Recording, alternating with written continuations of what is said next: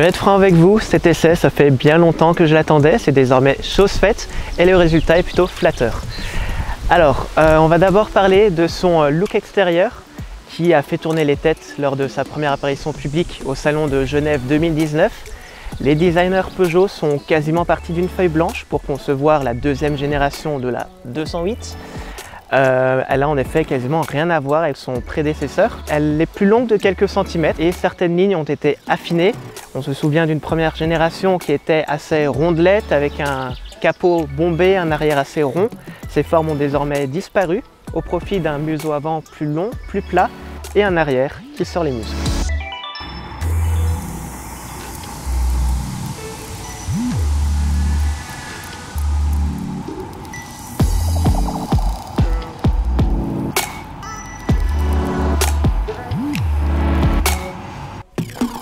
Et regardez-moi cette tranche lumineuse à l'avant, elle ne vous rappelle pas les crocs d'un certain animal?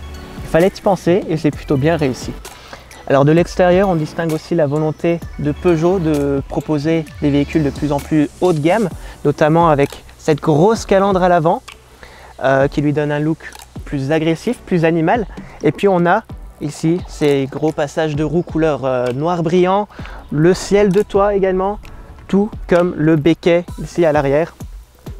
Et regardez-moi bien ici, regardez bien cette bande noire ici qui traverse tout l'arrière du coffre, tout l'arrière de la voiture. Vous avez deviné où je voulais en venir évidemment. C'est un concept qu'on retrouve chez Porsche, synonyme que Peugeot a définitivement décidé de passer au véhicule premium à l'avenir.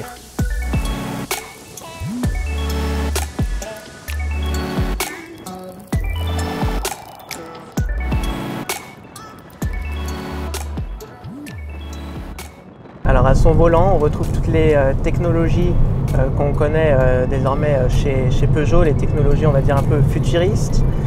Il y a son petit volant à double mets-plat avec le badge GT.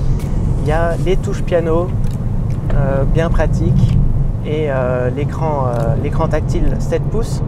Mais la vraie nouveauté dans ce modèle, c'est son iCockpit qui renseigne, qui affiche toutes les informations nécessaires à la conduite en 3D, ce qui est bien sympa. Il y a un effet vraiment sympa et innovant.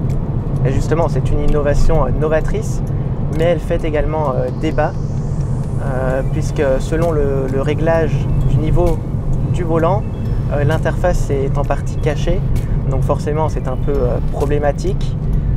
Donc il faut vraiment bien jouer, trouver le bon réglage avec le siège et le volant, qui pour ma part est positionné plus bas que d'ordinaire, afin d'avoir toutes les informations qu'il faut pour bien voir l'interface en complet et pas avoir de barre du volant qui cache.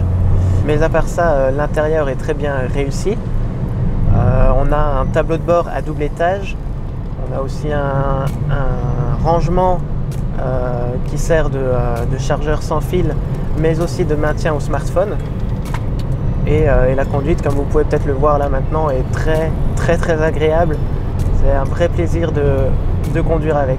Alors pour tout vous dire, j'ai appris à conduire en 206 et au volant de la 208, qui est en quelque sorte sa successeur, on retrouve cette sensation de conduite, un peu une conduite à l'ancienne, que Peugeot est l'une des rares à faire encore de nos jours. Et ça c'est vraiment sympa, on peut vraiment bien s'amuser, d'autant plus avec les différents modes de conduite qui sont proposés. Donc l'éco, le normal et le sport, qui font qu'on peut vraiment prendre son pied et vraiment bien s'amuser sur les routes à son volant.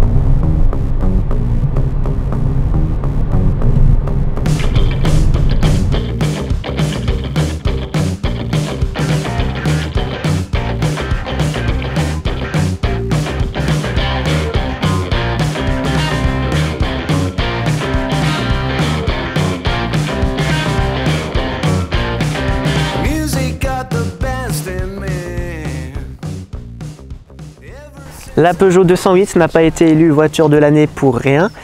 Alors certes, on notera son coffre assez petit, ses phares arrière qui font un peu rikiki, les palettes au volant qui sont pas toujours faciles d'accès, et l'angle mort dû au rétroviseur intérieur.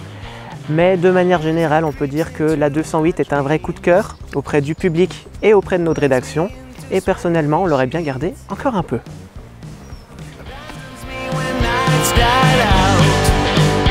What can I